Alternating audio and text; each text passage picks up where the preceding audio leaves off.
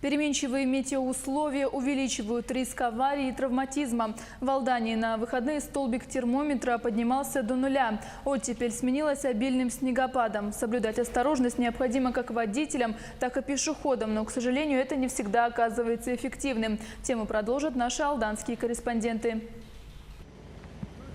В ближайшие недели Дмитрий по делам не поедет. Машину предстоит восстановить. Авария произошла в центре Алдана. Дмитрий держал дистанцию и сбросил скорость перед затормозившим впереди автомобилем. Идущий следом УАЗик нет.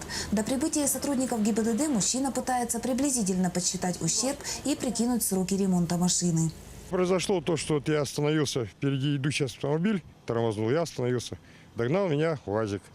Причина – гололед. Плохая работа коммунальных служб, дорожников.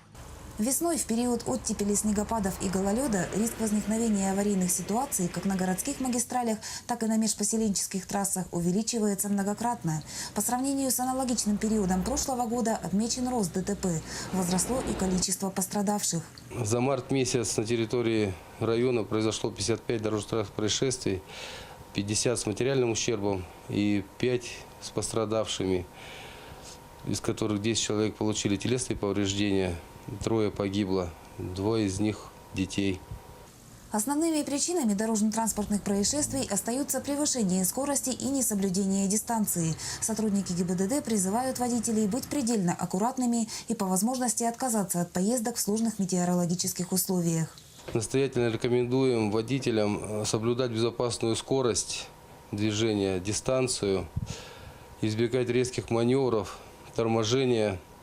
Пешеходам также стоит соблюдать повышенную осторожность. Причем она требуется не только на проезжей части. На ступенях, обочинах и узких тропках возрастает риск травматизма. И прогулка быстрым шагом вполне может завершиться в больнице. Татьяна Вахнина, Сергей Шипачев, Алдан.